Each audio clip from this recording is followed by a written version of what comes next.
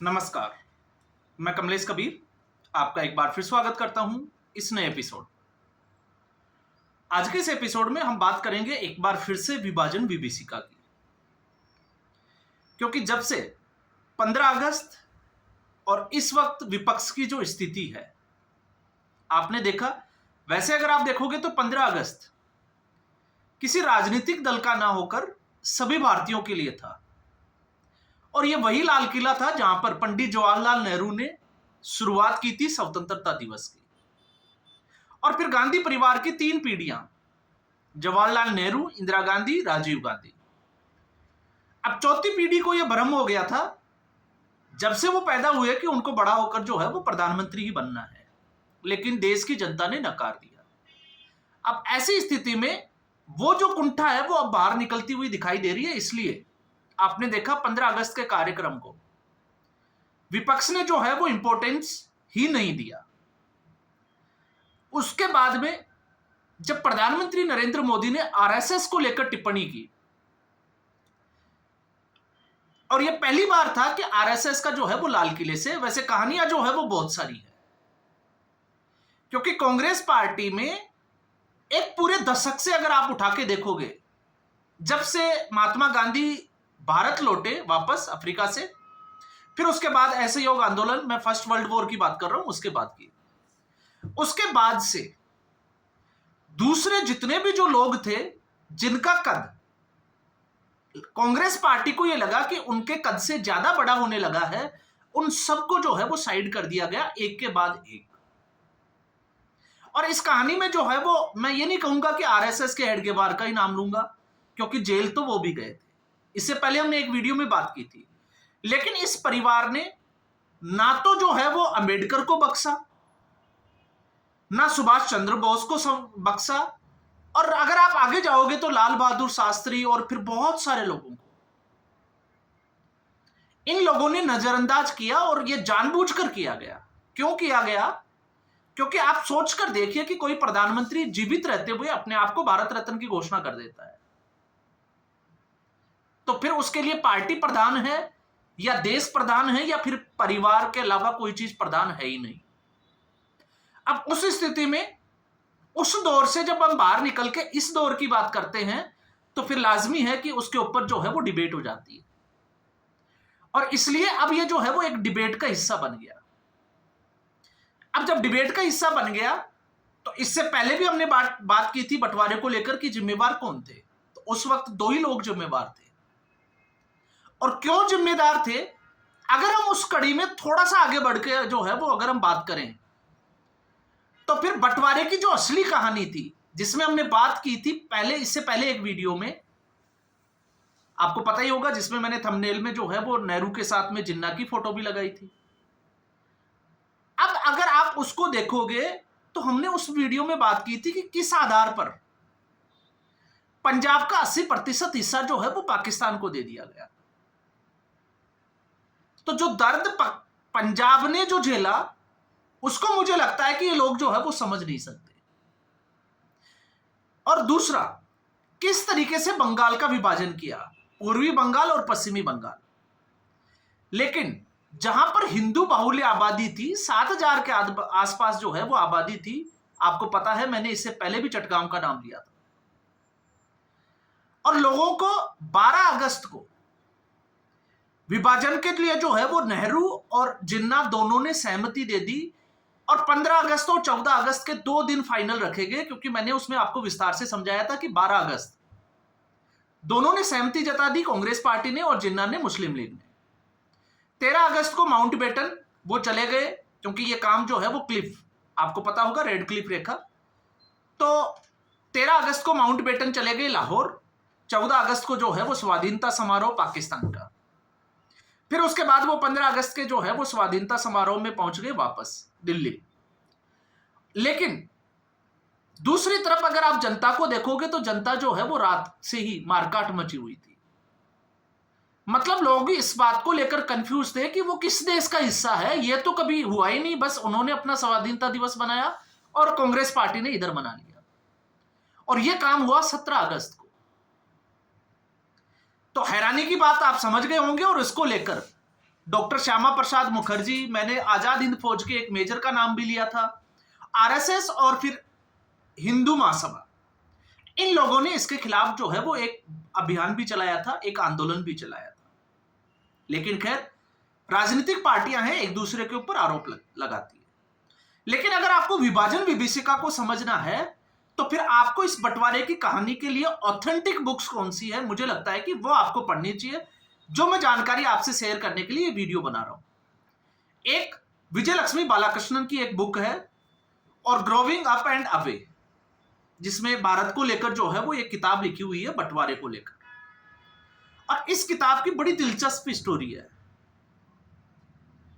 इस पूरी बुक में जो है वो साफ तौर से लिखा हुआ है कि बंटवारा कैसे हुआ, और मुझे लगता है कि हर भारतीय को पढ़ना चाहिए। और बंटवारे की हद क्या थी। जो लोग ये कहते हैं कि नेहरू और जिन्ना जिम्मेवार नहीं थे, तो एक बुक थी इंसाइक्लोपीडिया ऑफ ब्रिटानिका। ये 18वीं सेंचुरी में जो है वो लिखी गई थी, जिसमें इतिहास था ऑथेंटिक। और आपको बड़ी हैरानी होगी कि इस बुक के बंटवारे को लेकर, क्योंकि वैसे अगर आप देखोगे तो टेबल, कुर्सियां, सब कुछ जो है, फाइलें वगैरह सब कुछ बटा। अब इंसाइक्लोपीडिया ऑफ ब्रिटानिका जो है वो एक ही बुक रह गई। तो आखिर इसका बंटवारा कैसे हो। और जिन्ना और नेहरू दोनों जो है वो इसके बंटवारे को लेकर अड़ गए। तो अब आप सोचिए कि उसका बंटवारा इन लोगों ने कैसे किया होगा। जो आज ये कहते हैं ना कि इसके लिए जो है वो हम जिम्मेवार नहीं है, तो फिर कौन है उसका, अगर हम इसमें सवाल का जवाब ढूंढते हैं तो आप देखिए कि एक किताब के लिए दोनों जो है वो अड़ गए और आखिर उस किताब के दो हिस्से करने पड़े, एक भारत के पास और दूसरा पाकिस्तान के पास।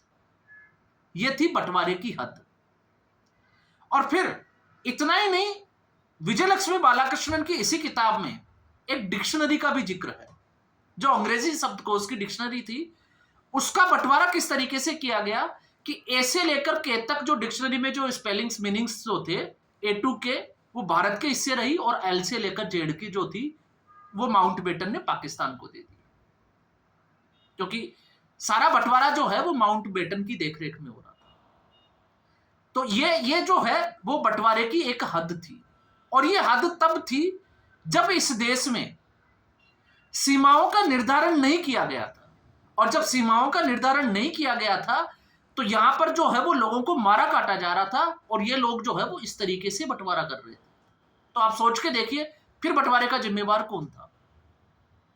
और इतना ही नहीं, पाकिस्तान को जो है वो स्वाधीन कर दिया गया, लेकिन बावजूद इसके जो है वो भारत के जो बंटवारा था उसमें अंग्रेजों के पास ही कमान रही। और उसका खामियाजा यह था कि जो पाकिस्तान ने घुसपैठ की, क्योंकि गवर्नर जनरल माउंटबेटन ही बने रहे 48 तक। और ऐसी स्थिति में जब पाकिस्तान ने घुसपैठ कर दी तो 48 घंटे तक तो सरकार को पता ही नहीं था, जवाहरलाल नेहरू को, कि घुसपैठ भी हो गई जम्मू कश्मीर में। यह था बंटवारे का आधार। और फिर उसके बाद में हम एक दूसरी बुक को और कोट करें, और मुझे लगता है उससे बेस्ट बुक जो है वो बंटवारे को लेकर हो नहीं सकती, क्योंकि आजकल हमारे देश में एक चलन भी है। क्योंकि आप कहोगे कि विजय लक्ष्मी बालाकृष्णन वो तो भारतीय थे, और भारतीयों की ऑथेंटिसिटी पे तो हम लगातार जो है वो सवाल खड़े करते हैं। जैसे बहुत सारे एग्जाम्पल है। हिंडनबर्ग की रिपोर्ट आ गई, हमने उसको सही मान लिया। न्यूयॉर्क टाइम्स में कोई चीज छप गई, हमने उसको सही मान लिया। लेकिन भारत का मीडिया जो कहेगा वो गलत है। ट्रंप जो कहेगा वो सही है, लेकिन प्रधानमंत्री मोदी जो बोलेगा वो बिल्कुल गलत है। हम उस अवधारणा में जीने वाले लोग हैं। और ऐसे लोगों के लिए इन किताबों का जिक्र मैं इसलिए कर रहा हूं क्योंकि अगर विजय लक्ष्मी बालाकृष्णन को छोड़ दें तो दूसरे एक और बुक है, और वो बुक लिखी थी लैरी कॉलिंस, और उनके साथ एक और थे डोमिनिक लेपियर। उनकी किताब थी फ्रीडम ऑफ मिडनाइट, क्योंकि रात को जो है वो बंटवारा हुआ था। और इस बुक में जो है वो बड़े दिलचस्प किस्से भी है। अब दिलचस्प किस्से कैसे है उसका मैंने एक पैराग्राफ निकाला है। उसमें उन्होंने लिखा कि लाहौर में एक, जैसे पुलिस डिपार्टमेंट भी जो है वो इनके अंडर में था, सब कुछ बट रहा था। तो जब सब कुछ बट रहा था, पुलिस अधीक्षक थे पैट्रिक, तो पैट्रिक जब अपने चीजों का बंटवारा कर रहे थे तो उसमें उपकरण बांटे गए, कौन से? लाठी बटी, पगड़ी बटी, इसके अलावा लेगिंग जो है वो भी बट गई, और फिर बचा पुलिस बैंड का सामान। तो पुलिस बैंड के सामान में क्या हुआ, बंटवारा किस तरीके से हुआ वो आप देखिए। बड़ा दिलचस्प और रोचक कहानी है इसकी। इसमें क्या किया, बांसुरी जो थी वो पाकिस्तान के हिस्से गई, जो बांसुरी बजाते हैं। तो ढोल जो है वो भारत के हिस्से आ गया। ये जो है ये उस वक्त का बंटवारा है। आप सोचकर देखिए, थोड़ा सा आपको थोड़ा सा हंसी आएगी, लेकिन एक इसको ना दूसरे तरीके से सोच के देखिए कि एक तरफ जो है वो ट्रेनों में लाशें जा रही है, एक दूसरे को मारने के लिए जो है वो भीड़ नीचे रोड के ऊपर, या हम कहें कि रेलवे लाइन के ऊपर उतरी हुई है, ग्राउंड लेवल के ऊपर, और दूसरी तरफ स्वाधीनता का जश्न मनाया जा रहा है, और दूसरी तरफ बंटवारा किया जा रहा है। और बंटवारे की हद आप देखिए कि पगड़ी तक बांटी गई, लाठियां तक बांटी गई। और यह बंटवारा यही नहीं रुका। जब हम पुलिस बैंड की बात कर रहे हैं तो पुलिस बैंड में जब मैंने कहा कि बांसुरी जो है वो पाकिस्तान के हिस्से गई, भारत के हिस्से ढोल आया, तो आगे अगर हम बढ़ते हैं तो तुरई जो है वो पाकिस्तान को दी गई। तो एक जोड़ी झांझर की मैं बात कर रहा हूं, वो भारत के हिस्से आई। और ये यही नहीं रुका, एक ट्रिम्बोन होता है, पेच फिर जो है वो यहां पर आके और फंस गया कि आखिर उसका बंटवारा कैसे हो, और इसको लेकर झगड़ा भी हो गया। और ये कौन लिख रहा है? ये लैरी कॉलिंस और दूसरा डोमिनिक लेपियर। अपनी ऑथेंटिक बुक, जिसको मैं कह रहा हूं, इस पूरे बंटवारे की अगर मैं सर्च की तो सबसे ऑथेंटिक बुक जो है वो यही निकल कर आई। तो ये था भारत और पाकिस्तान का बंटवारा। लेकिन फिर भी आप सोचकर देखिए, मैंने थंबनेल में डाला कि फिर भी एक चीज जो है वो ये नहीं बटी, उस पे दोनों की सहमति हो गई। और तो वो चीज कौन सी होगी, आप सोच के देखिए। तो यहां पर कई कार्टल्स जो है वो शराब के थे, अंग्रेजों के। और जब उसके बंटवारे की बात आई माउंटबेटन के सामने, तो मोहम्मद अली जिन्ना ने यह कह दिया कि ये जो है वो भारत के हिस्से में दे दो। क्यों? क्योंकि शराब जो है वो इस्लाम में हराम मानी जाती है। तो सब कुछ बटा शराब को छोड़ के।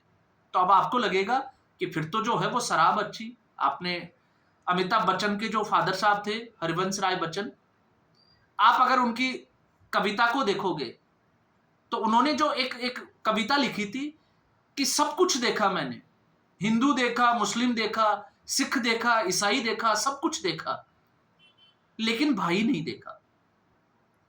तो उन्होंने आगे लिखा, सब कुछ देखा लेकिन भाई सिर्फ जो है वो मैखाने में देखा। क्योंकि वहां पर जब लोग जाते हैं तो सब दर्द भूलकर जो है वो एक दूसरे को भाई कहते हुए दिखाई दिए। ये हरिवंश राय बच्चन की जो है वो एक कविता है, और यही जो है वो बंटवारे की कहानी है। तो जिन लोगों को लगता है कि बंटवारा कैसे हुआ होगा, मैंने 2 किताबों का नाम लिया है, विजय लक्ष्मी जो बालाकृष्णन थे उनकी किताब, और दूसरी मैंने दोनों जो लेखक बताए आपको, डोमिनिक लेपियर और दूसरे जो है लॉरी कॉलिंस, जिनकी फ्रीडम ऑफ मिडनाइट, आप अगर उसको पढ़ोगे तो आपके समझ में आएगा कि बंटवारे का आधार क्या था और किस तरीके से बंटवारा हुआ था, और जिम्मेवार कौन थे उसके लिए हम जो है वो पहले ही एक वीडियो में बात कर चुके हैं। तो आज के एपिसोड में बस इतना ही। उम्मीद करूंगा वीडियो एपिसोड आपको पसंद आया होगा। वीडियो को लाइक करें, शेयर करें, चैनल जरूर सब्सक्राइब करें। धन्यवाद।